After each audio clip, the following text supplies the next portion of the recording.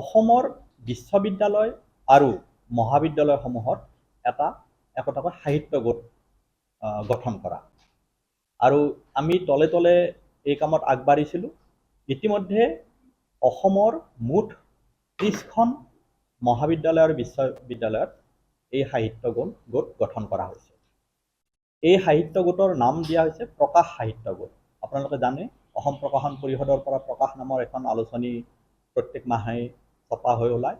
এই প্ৰকাশখনৰ নামতেই আমি প্ৰকাশ সাহিত্য গোট নাম দিছোঁ আৰু তাৰ সৈতে সংশ্লিষ্ট মহাবিদ্যালয় বা বিশ্ববিদ্যালয়ৰ নামটো জড়িত থাকিব।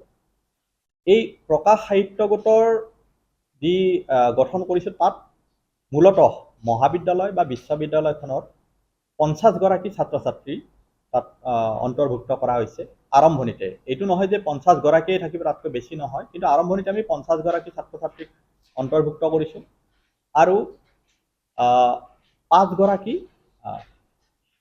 শিক্ষকক ইয়াতে অন্তৰ্ভুক্ত কৰিছোঁ। গতিকে মুঠ 55গৰাকী লোকক লৈ আমি আৰম্ভণিতে 30খন মহাবিদ্যালয় আৰু বিশ্ববিদ্যালয়ত এই সাহিত্য গোট গঠন কৰিছোঁ। এই সাহিত্য গোটৰ সৈতে জড়িত ছাত্ৰ ছাত্ৰীসকলক আমি একোখন যিটো পৰিচয় পত্ৰ প্ৰদানৰো ব্যৱস্থাৰ কথা ভাবিছোঁ। এই পৰিচয় পত্ৰ প্ৰদান কৰা যিসকল ছাত্ৰ ছাত্ৰী থাকিব তেওঁলোকে ৰেহাই মূল্যত আমাৰ গ্ৰন্থ ক্ৰয় কৰিব পাৰিব, আমাৰ আলোচনীসমূহ ক্ৰয় কৰিব পাৰিব, এনেকুৱা ধৰণৰ পৰিকল্পনা চলোৱা হৈছে। সাহিত্য গোটসমূহৰ জৰিয়তে মহাবিদ্যালয় আৰু বিশ্ববিদ্যালয় পৰ্যায়লৈকে আমি গ্ৰন্থমেলা লৈ যাম। এই গ্ৰন্থমেলা আমি আগতে অসমৰ বেলেগ বেলেগ চহৰলৈকে লৈ গৈছিলোঁ। এতিয়া আমি মহাবিদ্যালয় আৰু বিশ্ববিদ্যালয় পৰ্যায়লৈকে নিয়াৰ কাৰণে ইয়াৰ জৰিয়তে আমি এক পৰিকল্পনা আৰম্ভ কৰিছোঁ।